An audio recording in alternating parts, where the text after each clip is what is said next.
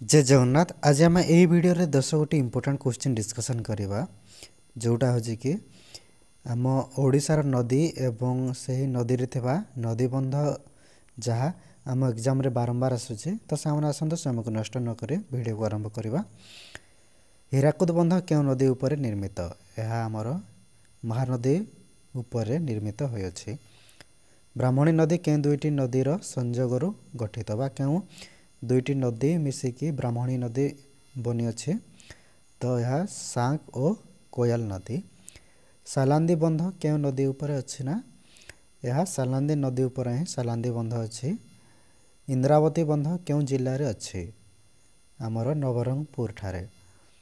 ऋषिकुल्या नदी क्यों सागर को प्रवेश करियछि?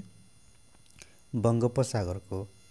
सुवर्णरेखा नदी क्यों राज्य उत्सर्जित हुए बा क्यों राज्य बाहरी अच्छे से? आमर झारखंड ठारू। नागावली नदी क्यों जिला दे प्रभावित हुए? यह आमर रायगढ़ देकी जाई अछि। बुढ़ा बंगला नदी क्यों जिला माध्यम रे बहे? यह आमर मयूरभंज देकी बही अछि। कोबाल बंध क्यों जिले रे अछि? यह आमर कोरापुट ठारे अछि। तेल नदीवाल ऑयल रिवर क्यों नदीर उत्पादन बा क्यों नदी बाहरी अच्छी? तो यह आमर महानदी तेल नदी बा ऑयल रिवर बाहरी अच्छी। तो सामने यह थे आज वीडियो। जब वीडियो भल लगे लाइक करते शेयर करते और चैनल को निश्चित भाव में सब्सक्राइब करके जानते। Signing off. Thank you.